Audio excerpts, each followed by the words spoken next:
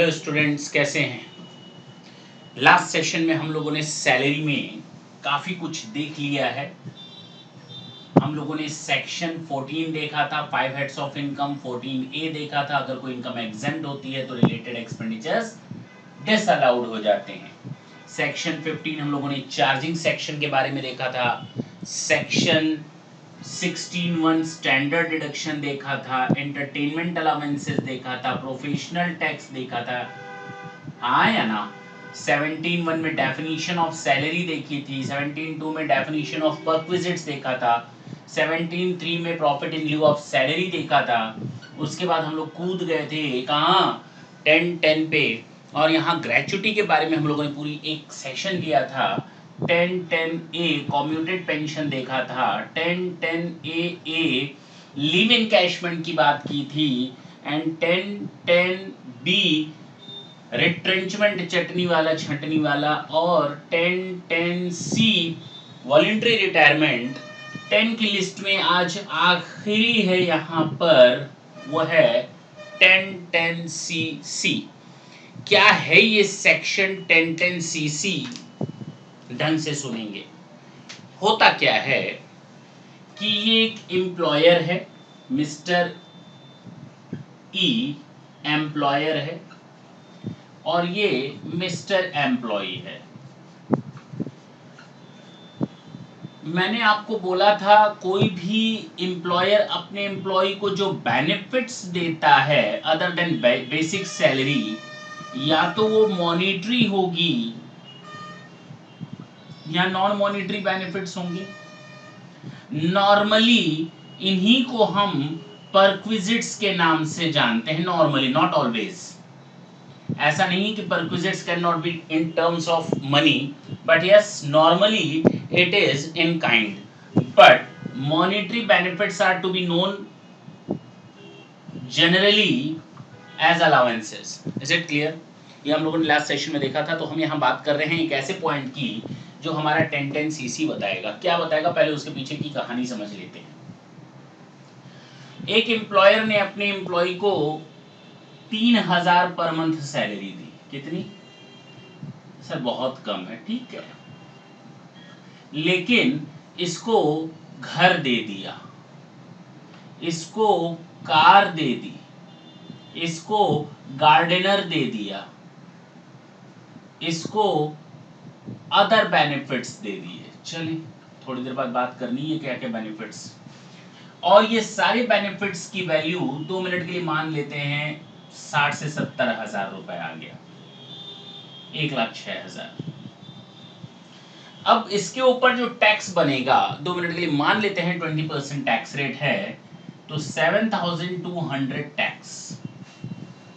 इस बेचारे को कुछ मिला कहाँ, जितनी सैलरी कैश में उससे ज्यादा बेनिफिट्स, और जो भी अब इसकी कैश निकलेगा टैक्स के नाम से वो तो गवर्नमेंट कैश लेगी, गवर्नमेंट काइंड में तो टैक्स लेगी नहीं। तो गवर्नमेंट ने 36,000 में से 7,200 टैक्स के नाम पर ले लिया, और जब टैक्स के नाम पे 7,200 गवर्नमेंट ने चार्ज कर ली तो इसके पास 28,000 समथिंग बचा। ओ अगर इसके पास हाथ में अब 28,000 वैसे ही खाने के लाले पड़े थे, 7,200 गवर्नमेंट ले गई, अब बचा क्या? एम्प्लॉयर इस चीज को अच्छी तरह जानता है, और एम्प्लॉयर ने अपने एम्प्लॉय को बोला कि जो तुझे टैक्स पे करना है 7,200, मान लेते हैं कि इसमें से 5,000 का टैक्स इस पर बनता है। किस पर? परक्विजिट्स पर। और 2,200 का टैक्स सैलरी पर बनता है। जो ये 7,200 टैक्स बन रहा है वो ऐसे बन रहा है, 2,200 इस पर बन रहा है, और 70,000 पे 5,000, 2 मिनट के लिए सपोज करते हैं। तो अब एम्प्लॉयर ने कहा कि देख, मैं तेरे को ये बेनिफिट दे रहा हूं तो ये टैक्स तेरे ऊपर आ रहा है, तो मैं काम करता हूं, मैं ये बेनिफिट भी तुझे दे देता हूं। एम्प्लॉयर ने अपने एम्प्लॉय को बोला कि वॉट एवर द बेनिफिट्स और perquisites I am providing you, and what ever the tax generated over that amount of perquisite, I'll try to bear those amount of tax. It is of no worry for you to bear the amount of tax on perquisite. The amount of tax on perquisite will be borne by employer itself.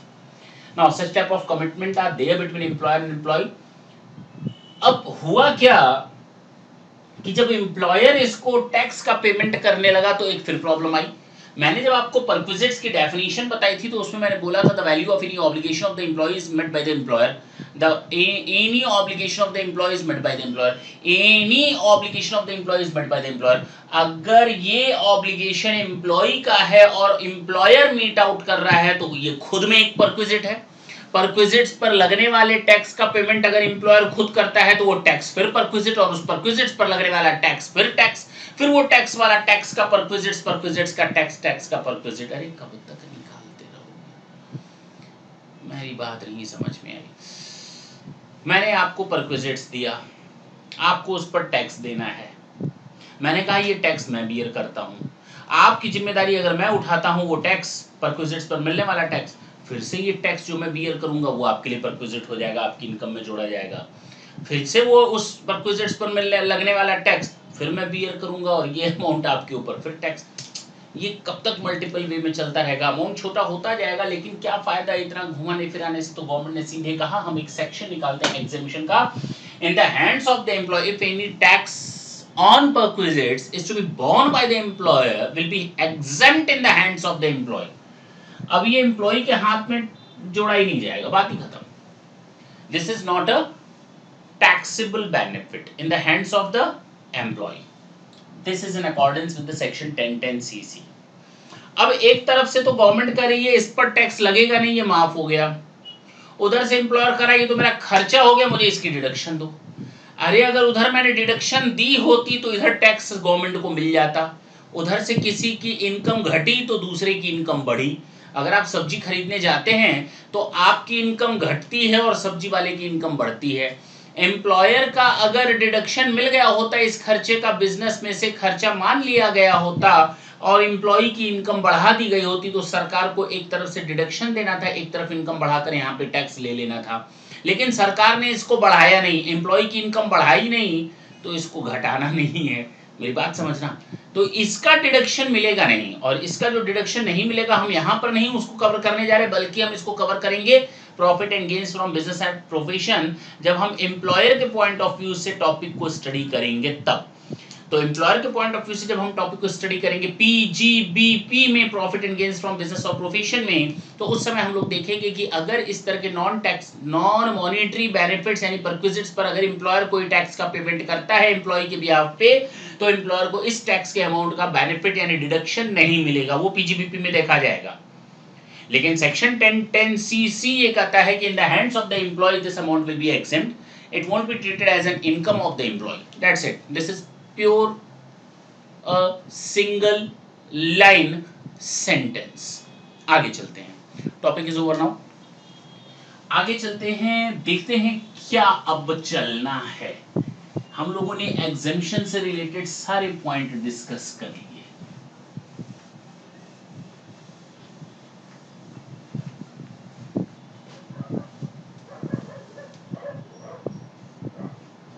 Exemptions हो गए, after retirement benefits हो गए, अब हम जरा perquisites की बात कर लेते हैं, अनुलाभ। और इसमें भी जब हमने आपको परक्विजिट्स, अब हम सारे परक्विजिट्स की कहानी गाना शुरू कर रहे हैं। जब हम लोगों ने परक्विजिट्स की बात की थी तो उसमें सबसे पहला पॉइंट बताया था रेंट फ्री अकोमोडेशन, याद आया? जी सर, अंडर सेक्शन 17(1). दूसरा मैंने बताया था कंसेशनल रेंट अकोमोडेशन,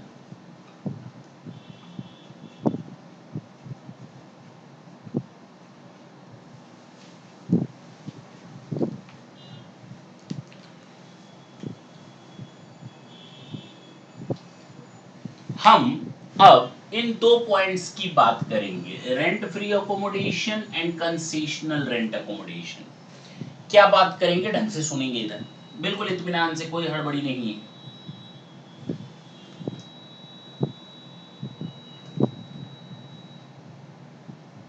एम्प्लॉय को हम लोग दो पार्ट में तोड़ेंगे। ओह सर मालूम है आप ना employee, government employee and non government employee में। यस सर, आप बिल्कुल सही सोचते हैं। मालिक ने अपने एम्प्लॉय को घर दिया, अब मालिक गवर्नमेंट है या नॉन गवर्नमेंट है, सबसे पहले तो हमें ये देखना है। अगर एम्प्लॉय गवर्नमेंट एम्प्लॉय है तब सिस्टम दूसरा रहेगा, और एम्प्लॉय अगर नॉन गवर्नमेंट एम्प्लॉय है तब सिस्टम दूसरा रहेगा। गवर्नमेंट एम्प्लॉय की अगर मैं बात बोलूं तो सर एग्जेम्प्ट होता है 100%। अरे इंसानों, सेक्शन 10 की दुनिया से बाहर निकलें। जब हम लोग सेक्शन 10 पढ़ रहे थे वो दुनिया कुछ और थी, अब दुनिया कुछ और है, क्योंकि ये सेक्शन 17(2) की डेफिनेशन में देखा था हम लोगों ने। जब हम लोग ये टॉपिक पढ़ते हैं 10 10 10 10 10, तो इसका मतलब होता है एग्जेम्पशन, और एग्जेम्पशन का मतलब होता है, अगर मैं ये वाला निशान दिखाऊं आपको, कहूं मैं आपको ये कहूं कि ये शेप किस चीज का, तो आप बोलोगे ये प्लस का है, और अगर मैं कहूं ये क्या इंडिकेट करता है तो आप कहेंगे माइनस का है, ये कहेंगे तो मल्टीप्लाइड का, ये डिवीजन का है। इन द सेम वे जब हम एग्जेम्पशन की बात करते हैं तो दिमाग में एक लाइन तुरंत आ जाती है, बेसिक लेक्चर में मैंने बताया था, incomes which do not form part of total income, incomes which do not form part of total income, यही तो मैंने बताया था सेक्शन 10 में। हाँ सर आपने बताया था, और आपने बताया था ना जोड़ो ना घटाओ ना ऐड करो ना डिडक्ट करो। जी सर ये बिल्कुल वही है। और यहाँ पर सेक्शन 10 में जो रिजल्टेंट अमाउंट आता था ना, जितना कैलकुलेशन करने के बाद वो रिजल्टेंट अमाउंट एग्जेम्प्ट होता था और बैलेंस अमाउंट टैक्सेबल होता था। मान लो हमें मिला 10 लाख रुपए, कितना मिला, ये रिसीट है, और सेक्शन 10 कहता है 8 लाख रुपया कैलकुलेशन से आया, तो इसका मतलब 10 लाख में अगर 8 लाख माफ है तो 2 लाख सर ये टैक्सेबल होगा। Under section 10 we are not going to calculate this amount, we are here to calculate the exempted value, the amount which is exempt, the amount which is not charged to tax, the amount which is not to be form part of our total income. Yes sir, ये clear हो गया। But while we are just talking about section 17, then mind it, क्या mind करना है कि resultant amount would be the sir taxable। ओ दोनों में जमीन आसमान का फर्क है। यानी सेक्शन 17 में जब हम रिजल्टेंट फिगर की बात करेंगे तो वो टैक्सेबल होगी, और जब हम सेक्शन 10 में रिजल्टेंट फिगर की बात करेंगे तो वो माफ होगा। अच्छा ये बात हटा दूं, तो अब हम लोग इस दुनिया को खत्म कर चुके हैं। अब हमारी दुनिया आने वाले 2 से 3 दिन तक सेक्शन 17 का चक्कर काटेगी। इसका मतलब जो रिजल्टेंट फिगर होगी वो टैक्सेबल होगी जी, बाकी बची हुई माफ होगी। तो गवर्नमेंट एम्प्लॉय के केस में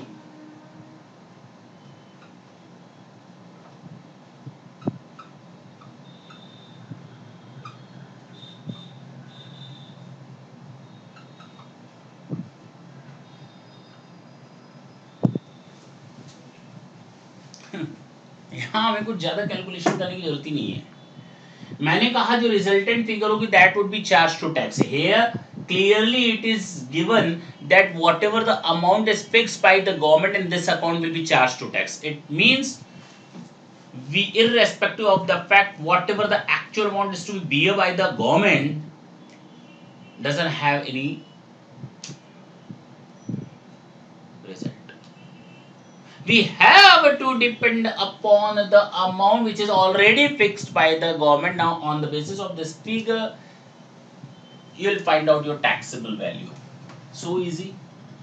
लेकिन अगर हम बात करें नॉन गवर्नमेंट एम्प्लॉइज के केस में, ढंग से सुनेंगे, मैं थोड़ा सा इसको मिटा दूं अगर आपने लिख लिया हो, क्योंकि मुझे जगह ज्यादा चाहिए।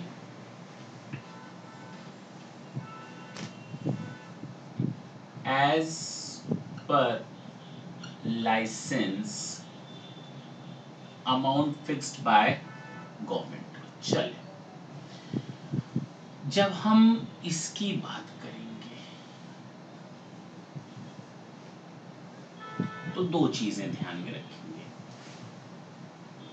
कौन सी दो चीजें?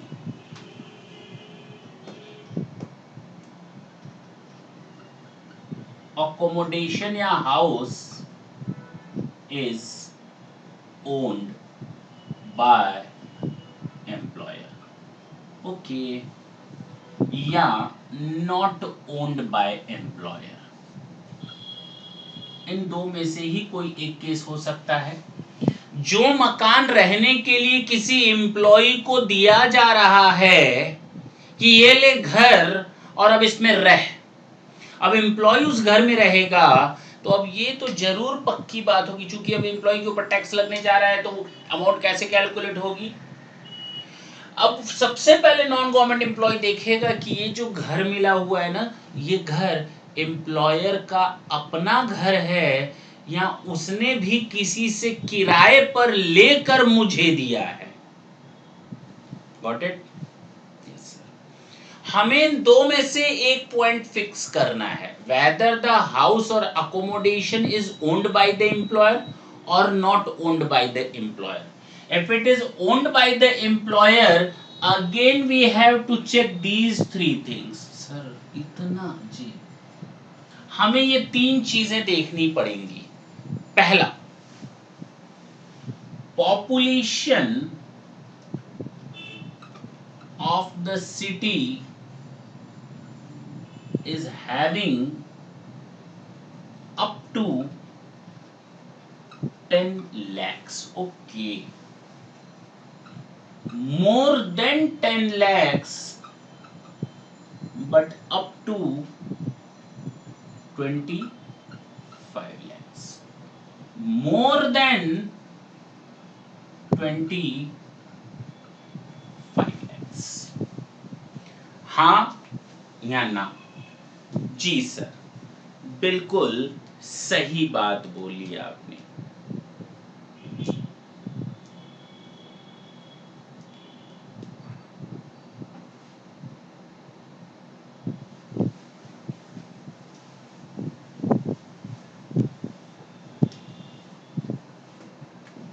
और अगर अब हम ये डिसाइड कर लें कि हम जो मकान लेकर रह रहे हैं वो मकान या तो हमें इस सिटी में दिया गया, या तो इस सिटी में दिया गया, या फिर इस सिटी में दिया गया, कहीं एक जगह दिया गया होगा। जिस शहर में दिया गया वहां की पॉपुलेशन 10 लाख तक है, 10 से अधिक, और 25 लाख तक है, 25 लाख से ज्यादा है। अगर ये केस है तो 7.5% ऑफ सैलरी ये आपका वैल्यू ऑफ परक्विजिट हो जाएगा। 10% ऑफ सैलरी ये आपका वैल्यू ऑफ परक्विजिट्स हो जाएगा, और 15% ऑफ सैलरी ये आपका वैल्यू ऑफ परक्विजिट हो जाएगा। और this is the resultant figure which is needed to be charge to tax. That's it, इस पर टैक्स लगना स्टार्ट। ओके सर, एम्प्लॉयर ने एम्प्लॉय को बुलाया, इधर आ। एम्प्लॉय दौड़ता हुआ आया, बोला मालिक बोलो, तुझे घर चाहिए था ना रहने के लिए, तुझे घर चाहिए था ना रहने के लिए, तुझे घर चाहिए? बोला जी मालिक, रहने के लिए चाहिए। वो जो घर देख रहे हो, उसने कहा हाँ, वो घर जाओ, आज से तुम रहोगे उसमें। अब एम्प्लॉय खूब कूदता फांदता दरवाजा खोलता है घर का, और देखता क्या है कि केवल 4 दरवाजे और नहीं, 4 दीवारें और दरवाजे और खिड़कियां, ना उसमें लाइट है, ना पंखा है, ना फ्रिज है, ना एसी है, ना कूलर है, ना बेड है, ना अलमीरा है, ना फर्नीचर है। मीन्स वो घर अनफर्निश्ड अकोमोडेशन है। कौन सा घर है वो? अनफर्निश्ड अकोमोडेशन, यानी value of unfurnished accommodation. Yes और नो? Yes sir. मालिक ने बोला इधर आ, मालिक बोल, वो जो घर दिख रहा है ना तेरे को, उसने कहा दिख रहा है, जा आज से वो घर तेरा, उसमें तू रहेगा जब तक तू नौकरी करेगा।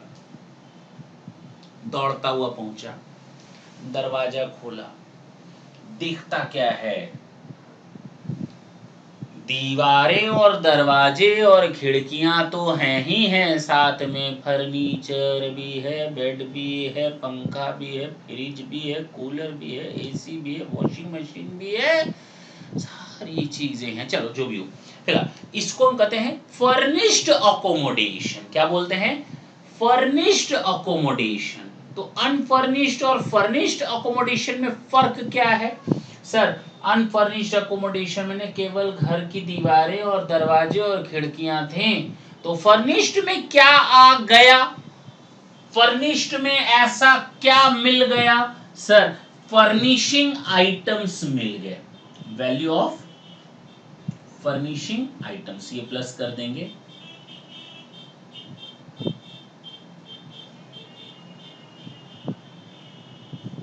Value of furnishing items. Sir, अगर ये वैल्यू ऑफ फर्निशिंग आइटम हम जोड़ दें तो हमें क्या मिलेगा?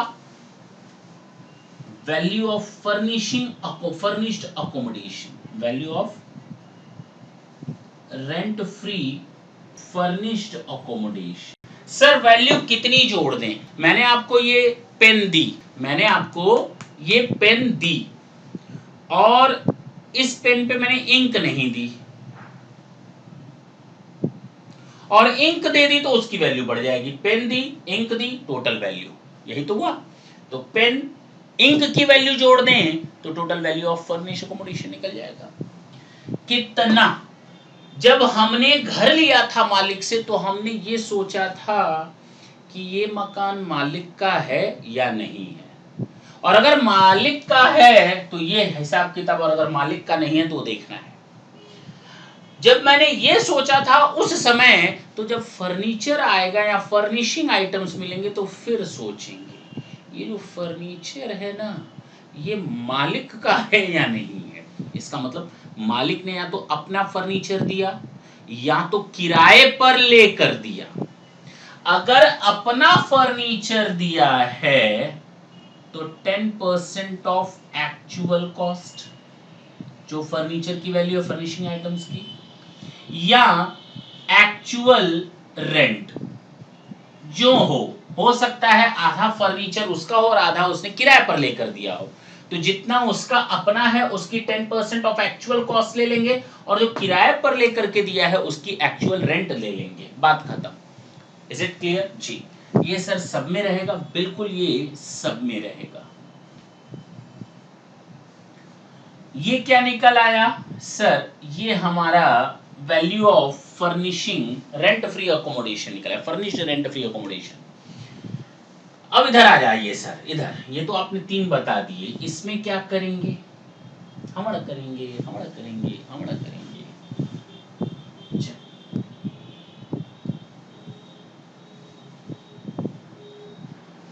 अगर मालिक का वो घर अपना नहीं है, जब मुझे ये कैलकुलेशन करना था, वो जो घर मालिक ने दिया है ना, वो उसका अपना है या नहीं? अच्छा, उसका अपना नहीं है। अपना नहीं है इसका मतलब किराए पे लेके दिया है, और अगर मकान मालिक ने वो मकान हमें किराए पर लेकर दिया है तो 15% ऑफ सैलरी और actual rent whichever is less, जो दोनों में से कम होगा वो हमारा value of rent free unfurnished accommodation हो जाएगा, और फर्निशिंग के लिए सेम चीज कॉपी कर लेंगे। Now the result is value of rent free furnished accommodation.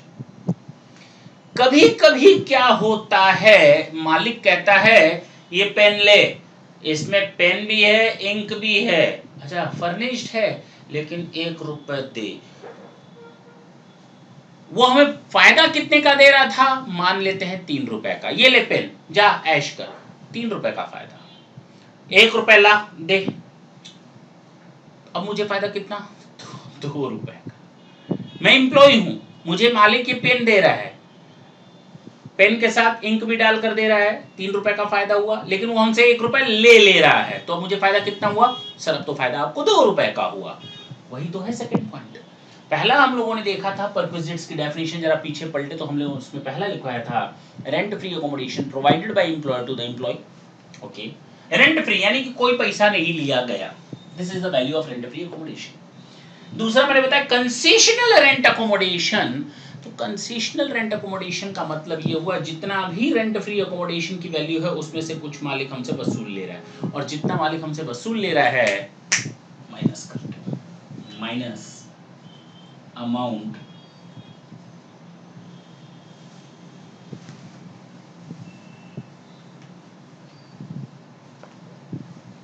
Less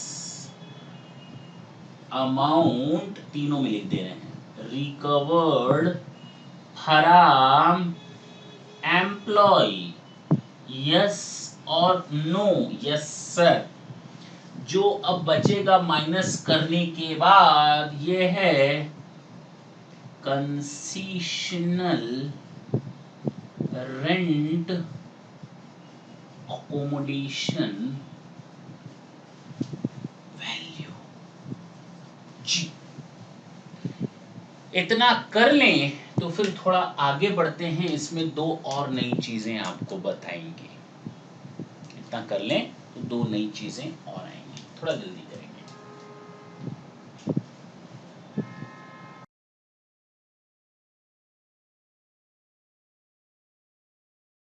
उम्मीद करते हैं आप लोगों ने ये चीजें नोट कर ली हैं। हटा दें?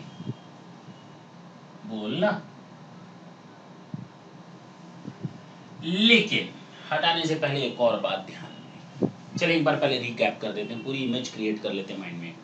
हमें हमारे मालिक ने घर दिया, घर या तो गवर्नमेंट एम्प्लॉय में हूँ या तो नॉन गवर्नमेंट एम्प्लॉय हूँ। अगर मैं गवर्नमेंट एम्प्लॉय हूँ तो जैसा कि लाइसेंस फीस डिटरमाइन की गई है गवर्नमेंट के द्वारा, that would be charge to tax. अगर मैं नॉन गवर्नमेंट एम्प्लॉय हूँ तो I have to check whether the house is owned by employer or not. If the house is owned by employer, now again I have to check whether I will fall in any one of these three condition, any one of these three condition. The first one condition, क्या मुझे मकान उस city में provide किया गया है जिस city की पॉपुलेशन 10 लाख तक है, या 10 लाख से अधिक और 25 लाख तक है, या फिर 25 लाख से अधिक है। अगर 10 लाख तक है तो 7.5% of salary will be charge to tax. In case of more than 10 but up to 25 then 10% of salary, otherwise 15% of salary। ये तो है अनफर्निश्ड अकोमोडेशन के वैल्यू की बात। इसमें फर्निशिंग आइटम अगर दिया गया है तो ऐड करना पड़ेगा कितना सर? अगर मालिक का अपना होगा तो 10% of actual cost of the furnishing items, otherwise actual rent given by the employer. Add कर ले, value of concession, value of rent free accommodation आ जाएगा। हो सकता है मालिक ने हमसे कुछ पैसा चार्ज कर लिया हो, माइनस कर दो ना तो कंसेशनल रेंट अकोमोडेशन आ जाएगा। लेकिन फिर से मैं आपको एक नई और इंपॉर्टेंट बात बताने जा रहा हूं। मालिक ने मुझे घर दिया, मालिक ने मुझे घर दिया, कब दिया? ट्रांसफर के प्रोसेस में दिया। ओ अब आप तीसरा पॉइंट ऐसे लिख लेंगे, मैं हटा रहा हूं, ठीक है ना?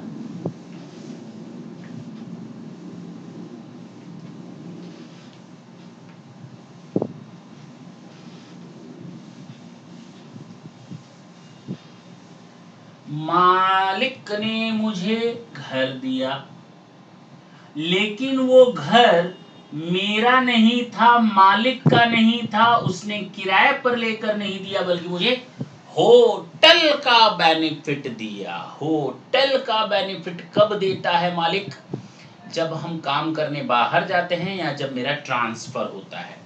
जब मेरा ट्रांसफर होता है ना, ट्रांसफर प्रोसेस में अगर मुझे मेरा मालिक, जब मैं one place to another place transfer होता है तो ऐसा तो है नहीं कि मैं दिल्ली से मुंबई शिफ्ट हो रहा हूँ, मालिक ने कहा चल कल से तू वहां काम करना, मुंबई चले जाना दिल्ली से।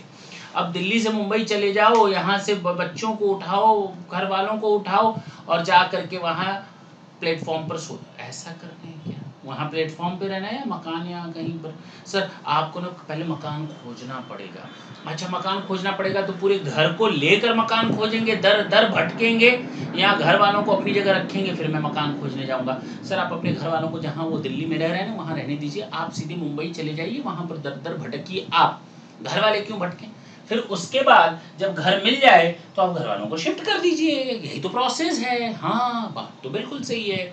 तो कहा गया कि अगर transfer process other than transfer वो 100% चार्ज टू टैक्स होगा up to 15 days in aggregate. Sir इसका क्या मतलब है इन एग्रीगेट? अगर आपको मालिक ने होटल की बेनिफिट दी है दूसरे सिटी में ट्रांसफर प्रोसेस के दौरान तो 15 दिन तक का माफ होगा खर्चा, वो आपकी सैलरी में नहीं जुड़ेगा। भले ही आप होटल में रहते थे, आपको मकान मालिक देता था कुछ पेमेंट होटल में रहने का, खाने का, पीने का, घूमने का, ये का वो, फिलहाल मैं घूमने की बात नहीं कर रहा हूँ, घर खोजने की बात कर रहा हूँ। तो वहां पर up to 15 days in aggregate. In aggregate का मतलब मैं पहली बार मकान खोजने गया, मालिक ने कहा ये ले भाड़ा और जा मकान खोज। मैं 5 दिन मकान खोजा, मैं वापस आ गया, मालिक नहीं मिला। मैं फिर गया 2 दिन रहा, फिर वापस आ गया, मालिक नहीं मिला। फिर मैं गया 3 दिन रहा, फिर मैं आया, मालिक नहीं मिला। इस तरह से 15 दिन एग्रीगेट मेरा काउंट किया जाएगा, मेरे खर्चों पर कोई टैक्स मेरे ऊपर नहीं लगाया जाएगा। जी सर, उसके ऊपर का चार्ज टू टैक्स होगा। Is it clear? Not taxable.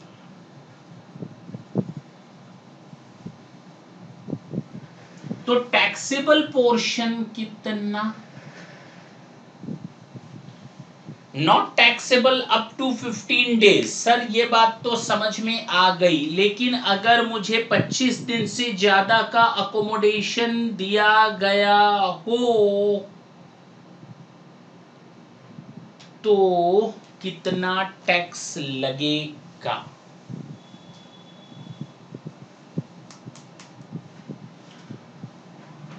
%24 of salary.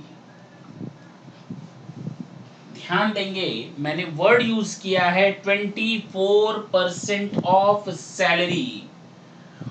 और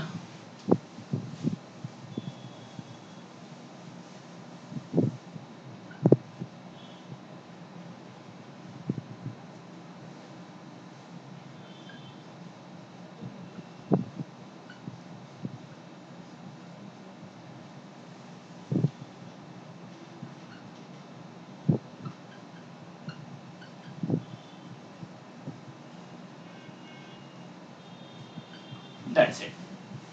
आगे मुझे कुछ बोलने की जरूरत नहीं है, आप लोग समझ गए होंगे। Is it clear? 24% of salary और actual amount which ever is less एक और करेंगे, amount recovered from employ if there is any debt. एक बहुत इंपॉर्टेंट पॉइंट फिर से, होता क्या है कि मालिक ने मुझे 2 जगह फैसिलिटी दे दी रहने की, इधर भी इधर भी। ऐसा तो है नहीं कि यहाँ से शिफ्ट करो एक दिन से दूसरे जगह पर चले जाओ, ना ना ना ना, मैं समझा नहीं सर। अब मेरा बच्चा पढ़ रहा है किसी एक कॉलेज में, मेरा ट्रांसफर हो गया तो अब बच्चे को दूसरे कॉलेज में ट्रांसफर कराना है, लेकिन उधर से परमिशन लेने के बाद कुछ दिन उधर बिताने के बाद सेट करनी पड़ती हैं चीज़ें। ऐसा नहीं है कि आज शिफ्ट हुए तो पूरा घर उठाओ वहाँ पर ले जाओ, ना ना, it will take time. If it takes time then might be employer provides you accommodation facility into different places simultaneously। आप 2 जगह एक साथ घर लेकर रह रहे हो, ये दिल्ली ये मुंबई, आपका ट्रांसफर दिल्ली से मुंबई, लेकिन अभी भी बाकी घर के लोग यहाँ पर हैं और मैं यहाँ पर हूँ, क्योंकि इनको यहाँ से यहाँ ट्रांसफर करने में टाइम लगेगा। 90 दिन 90 डेज तक 90 डेज तक इन दोनों घरों की वैल्यू निकालो, जो तरीका मैंने बताया है।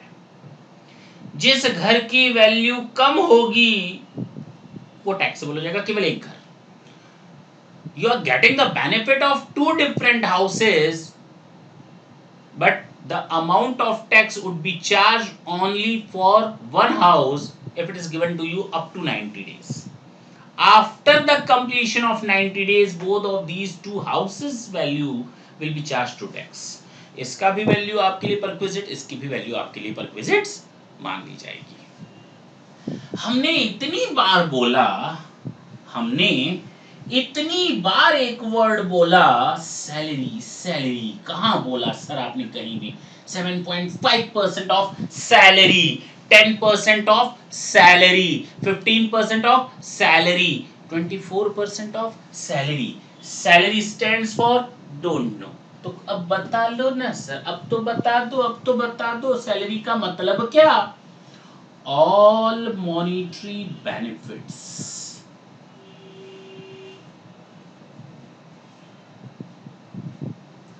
एक्सेप्ट अलाउंस, एग्जेम्प्ट अलाउंसेस, मैं सीधे लिख दे रहा हूं, एग्जेम्प्ट अलाउंसेस।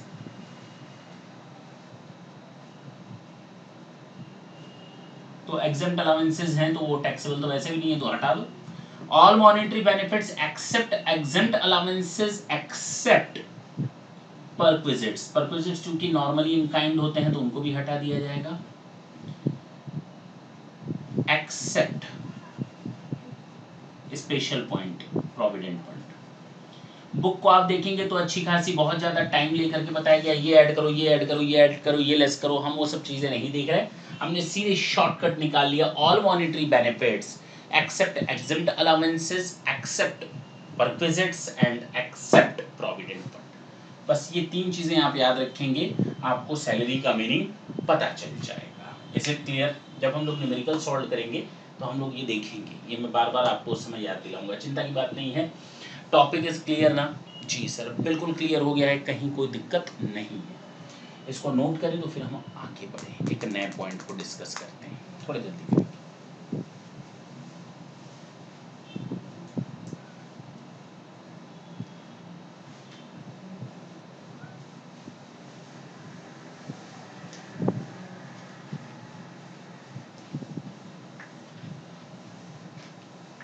ये था हमारा 2 पॉइंट परक्विजिट्स का। कौन से 2 पॉइंट आपने बता दिए सर? परक्विजिट्स में हमने आपको 2 पॉइंट डिस्कस करवाए हैं। पहला रेंट फ्री एकोमोडेशन, दूसरा कंसेशनल रेंट अकोमोडेशन। यस और नो?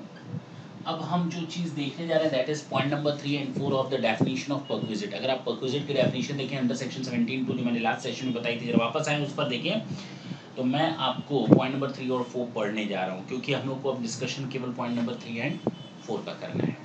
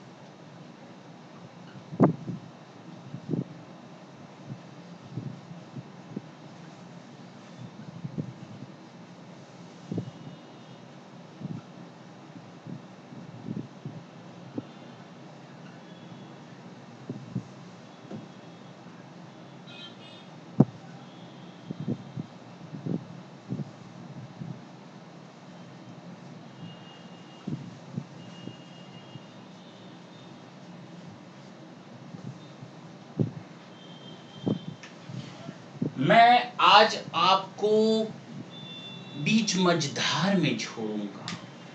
ऐसा नहीं कि मैं कुछ नहीं बताने जा रहा, मैं इन दोनों का डिफरेंस बताने जा रहा हूं। Why point number 3 and why point number 4, when point number 3 and when point number 4, that is important, and the first and second point we have already discussed. क्या है ये point number 3 and point number 4? अब आप लोग हमें बताएंगे।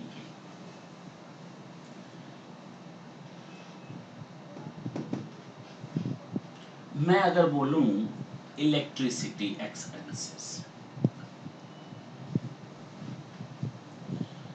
दो case हो सकते हैं, केस 1 एंड केस 2। कनेक्शन जो है बिजली का वो एम्प्लॉई के नाम से है, और दूसरे केस में कनेक्शन जो है बिजली का, इलेक्ट्रिसिटी का, वो एम्प्लॉयर के नाम से है। यूज्ड बाय, कौन यूज कर रहा है इस इलेक्ट्रिसिटी को? पक्की बात है एम्प्लॉय ही यूज कर रहा होगा दोनों जगहों पर, क्योंकि वो एम्प्लॉय है, एम्प्लॉय को इलेक्ट्रिसिटी का बेनिफिट मिल रहा है। अब वो इलेक्ट्रिसिटी का बेनिफिट हम एम्प्लॉय को दे रहे हैं। मान लो मैं एम्प्लॉय हूं, मेरे घर में ऑलरेडी बिजली का कनेक्शन है, मेरा मालिक आता है, कहता है कि देख तेरे घर में जो बिजली का बिल आएगा ना वो मैं दूंगा, तो मैं यूज कर रहा हूं बिजली, कनेक्शन मेरे नाम का है, लेकिन पेमेंट मेड बाय कौन कर रहा है? सर एम्प्लॉयर कर रहा होगा ना। बिजली का कनेक्शन एम्प्लॉयर के नाम से यूज मैं कर रहा हूं और पेमेंट भी मेरा एम्प्लॉयर ही कर रहा है, हाँ या ना? अब आप बताइए ऑब्लिगेशन किसका था? अगर एम्प्लॉय के नाम से कनेक्शन है और एम्प्लॉय ही यूज कर रहा है, लेकिन पेमेंट एम्प्लॉयर कर रहा है, लेकिन जिम्मेदारी किसकी थी? सर लेकिन जिम्मेदारी तो सर एम्प्लॉय की ही थी, क्योंकि कनेक्शन उसके नाम से था। इस केस में सर जिम्मेदारी तो एम्प्लॉयर की ही थी, वो एम्प्लॉय तो यूज कर रहा है, क्योंकि कनेक्शन किसके नाम से था? सर कनेक्शन एम्प्लॉयर के नाम से था, तो जिम्मेदारी भी एम्प्लॉयर की ही होगी। अब आप हमें इन दो सेंटेंसेस को देखें, point number 3 and point number 4, और आप हमें बताएं कि when to apply point number 1 and when to apply or where to apply point number 2, case number 2। अगर मैं बात करूं obligation of the employee, obligation of employee, obligation of employee met by employer, met by employer, तो case ये है point number आपका 3, ये किस में फॉल कर रहा है? टैक्सेबल इन ऑल केसेस, कोई भी एम्प्लॉई हो, कहीं नहीं लिखा है किस केस में टैक्सेबल होगा, तो taxable in all cases, all types of employees, कोई भी एम्प्लॉई हो वहां पर ये टैक्सेबल हो जाएगा। इसकी बात करें, बताएं क्या ये ऑब्लिगेशन है क्या एम्प्लॉय का? Obligation of employee, no no no no no. अगर ऑब्लिगेशन एम्प्लॉय का नहीं है तो पॉइंट नंबर 3 एप्लीकेबल नहीं होगा। पॉइंट नंबर 4 की बात करते हैं, the value of any benefit, ठीक है, प्रोवाइडेड बाय एम्प्लॉयर, कौन दे रहा है? एम्प्लॉयर। किसको दे रहा है? एम्प्लॉय को, चाहे फ्री में दे चाहे कंसेशनल रेट पर दे, तो टैक्सेबल हो जाएगा, ये आप फॉल करेगा पॉइंट नंबर 4 में। Taxable only in case of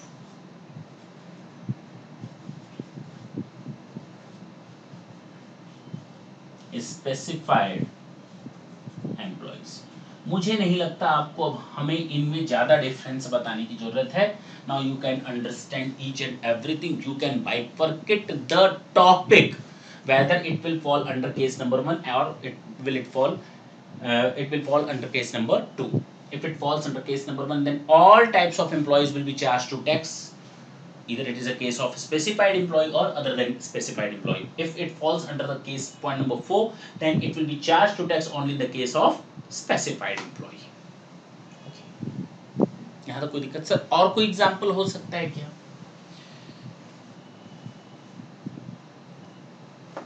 हो सकता है गैस कनेक्शन किसके नाम से था? सर अगर एम्प्लॉय के नाम से होगा तो जिम्मेदारी भी एम्प्लॉय की होगी, यूज एम्प्लॉय कर रहा है लेकिन पेमेंट एम्प्लॉयर कर रहा है, टैक्सेबल इन ऑल केसेस।